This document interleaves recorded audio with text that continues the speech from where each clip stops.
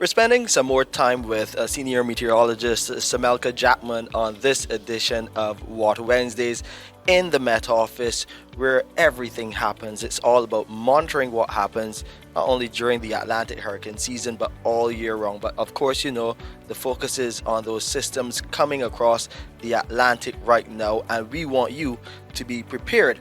So, Ms. Jackman, talk to us about how you monitor and then issue alerts to the public as systems approach Barbados. Yeah, so here at the Met Office, we continuously monitor the weather. Whether you think it's just sunny and it's a nice day versus whether you think there's a lot of rainfall or there's thunder and lightning, we are always here, always monitoring what is going on. We use something called impact-based forecasting.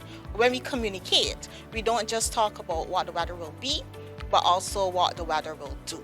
So generally speaking, if we do see one of the hazards which we forecast for, which is rainfall, winds, thunderstorms, and marine conditions, if we do see something being elevated where it could cause some impacts, whether minor, significant, or severe to Barbadians, we would start to issue the relevant alerts.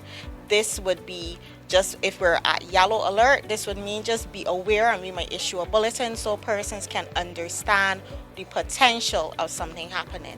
Then we take it up a next step. If we see the likelihood of a more significant event happening, we would take it to orange alert.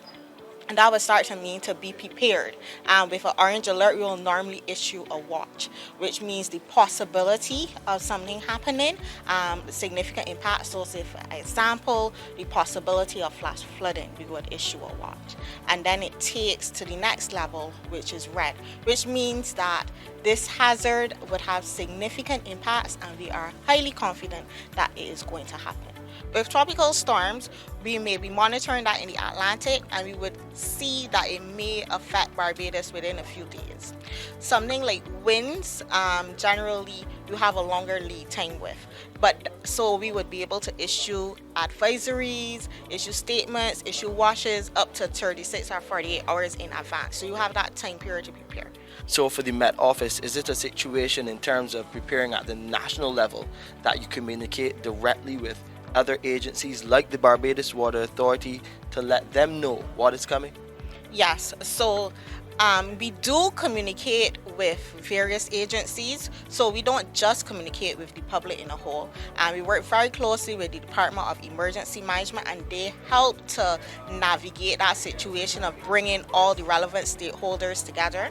Depending on the level and severity of the weather event, it would determine how much of a coordination is needed at that national level, or what are the impacts of the event. So say for example with rainfall, we would have that direct link to Water Authority because there are certain things that they would need to do to prepare for those intense rainfall events. Yes. So that's how we work. So we do liaison with all the stakeholders as needed to ensure that everyone is prepared, not just at individual level, but also at a national level.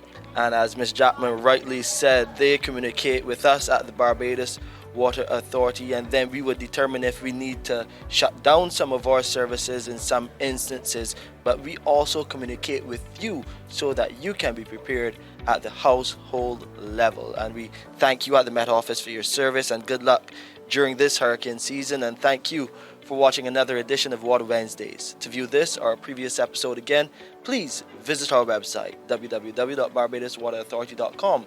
You can go to our socials on Facebook or Instagram for additional details and content. And please subscribe to our Water Wednesdays channel that's on YouTube. You can find us there.